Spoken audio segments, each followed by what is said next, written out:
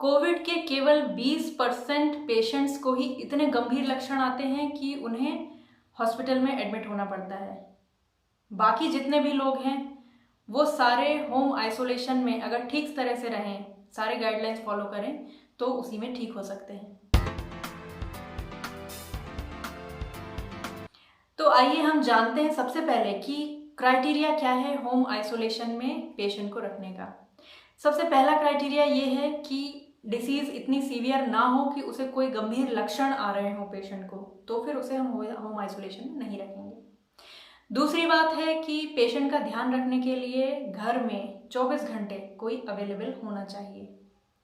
और third thing और सबसे इम्पॉर्टेंट ये है कि घर में एक सेपरेट रूम और साथ में एक सेपरेट टॉयलेट फैसिलिटी अगर अवेलेबल है तो ही आप होम आइसोलेशन में पेशेंट को रख सकते हैं। इनमें से अगर कोई भी क्राइटेरिया नहीं फुलफिल हो पा रहा है तो फिर बेहतर है कि आप किसी हेल्थ फैसिलिटी में एडमिट हो जाए। होम आइसोलेशन की अवधि कितनी होती है? तो अब हम ये सब जान गए हैं कि 14 दिन की अवधि होम आइसोलेशन की रखी गई है, जिसमें से अगर आपको लास्ट के 10 डेज में कोई लक्षण नहीं है, बुखार नहीं है, तो आप अपने डॉक्टर की सलाह लेकर होम आइसोलेशन को ख़त्म कर सकते हैं और एंड में इसमें आपको कोई भी जांच कराने की ज़रूरत नहीं। अब होम आइसोलेशन में रोगी की दिनचर्या कैसी होनी चाहिए? सबसे पहले तो ये है कि वो मरीज़ अपने कमरे में ही रहे, अपना ही टॉयलेट यूज़ करे और बाहर ना निकले पूरी आइसोलेशन की अवधि तक।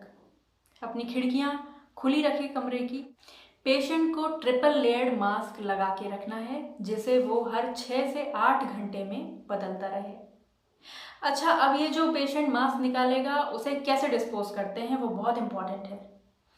उसे वो पेशेंट एक पेपर बैग में डालकर और अच्छे से लपेट कर 72 घंटे तक अपने कमरे में ही रखा रहने दे और फिर उसके बाद उसे जो साधारण कचरा है उसमें डिस्पोज कर सकते हैं।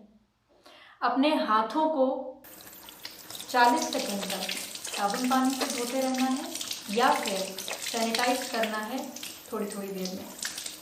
छींक या खांसी आने पर रुमाल, मास्क में या फिर अपनी कोहनी में ही छींकना है। पेशेंट के बर्तन, चादर, तकिया वगैरह दूसरे घर के लोग इस्तेमाल ना करें और इसे डेली 1% सोडियम हाइपोक्लोराइट में भिगोकर, धोकर, धूप में सुखाकर पेशेंट को यूज़ के लिए दें।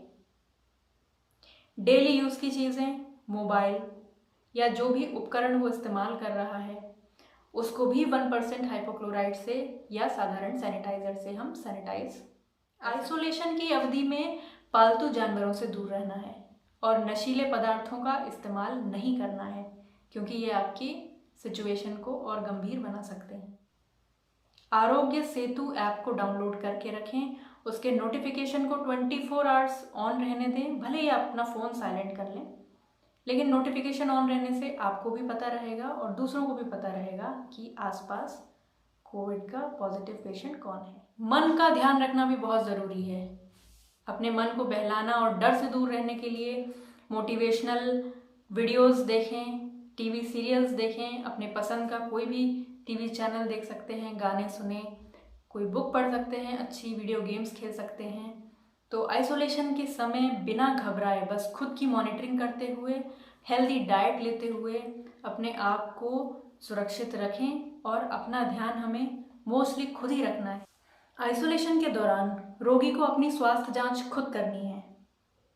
ये जांच उसे दिन में 2 बार करना है, सुबह और रात को, या फिर जब भी उसे कोई लक्षण दिखते हैं या बुखार आता है तब भी वो अपनी ये सारी जांचें ज़रूर कर लें। इन जांचों में हमें 4 चीज़ें करनी है। सबसे पहला, थर्मोमीटर से अपना तापमान मापें और वो 100 डिग्री फ़ारेनहीट से ज़्यादा नहीं होना चाहिए। पल्स ऑक्सीमीटर से अपना SpO2 ले लें, जो कि 94% ही होना चाहिए। अपनी पल्स लेना, पल्स कैसे लेंगे? हम अपने अंगूठे को ट्रेस करते हुए कलाई तक पहुंचेंगे और यहाँ जब हम धीरे से दबाएंगे तो हमें बीट महसूस होगी। तो ये बीट 100 बीट्स पर मिनट से ज़्यादा नहीं होनी चाहिए। हमें 1 मिनट तक अपनी पल्स देखनी है। और लास्ट चीज़ है, हमें अपना ब्रीदिंग रेट देखना है, जो कि हम कैसे देखेंगे 1 मिनट में हमारी चेस्ट कितनी बार फूलती है, और ये 15 पर मिनट से ज़्यादा नहीं होना चाहिए। ये सारी फाइंडिंग्स हमें, जैसा हम स्क्रीन पे ये चार्ट देख रहे हैं, इस तरह का एक चार्ट बना के और इसमें प्लॉट करते जाना चाहिए। इसी के साथ कोई और सिग्निफिकेंट फाइंडिंग है या कुछ और एबनॉर्मल फाइंडिंग या कोई एबनॉर्मल साइन या सिम्टम आपको महसूस हो रहा है तो वो भी आप उसमें नोट डाउन कर लें। हाँ, मगर ये याद रखें कि आइसोलेशन के समय ऐसे कौन से वार्निंग साइंस हैं जिसको हमें ध्यान में रखना है, और उस तरह के साइन या सिम्टम्स होने पर हमें तुरंत अपने डॉक्टर से संपर्क करना है।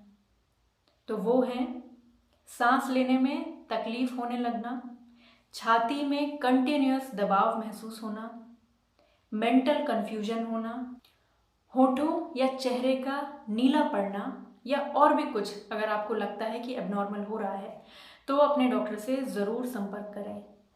डॉक्टर ने जो आपको दवाइयाँ दी हैं वो सारी दवाइयाँ बुखार के लिए पैरासीटामोल, विटामिन सी और जिंक के टैबलेट्स, और इसके अलावा भी बहुत सी दवाइयाँ हैं जो डॉक्टर्स प्रिस्क्राइब कर रहे हैं होम आइसोलेशन के समय, उनको कंटिन्यूअसली नियम से लेते रहना है। साथ में हल्दी दूध पीते रहना है, डेली गरारे करना है गर्म पानी से, और जो क्वाथ काढ़ा है उसका भी उपयोग करते रहना है। अच्छा, रोगी एक और बहुत इंपॉर्टेंट बात का ध्यान रखें कि अगर उसे पहले से कोई बीमारी है, हाई ब्लड प्रेशर, थायराइड की प्रॉब्लम, डायबिटीज़, तो वो अपना जो डेली इसका डोज है, दवाइयों का डोज है क्रॉनिक डिसीज़ वाला, वो भी साथ में कंटिन्यूअसली खाते रहना है। सतर्क रहिए, सावधान रहिए, लेकिन डरिए मत, अपना ध्यान रखिए और देखते रहिए आपकी सेहत आपके हाथ।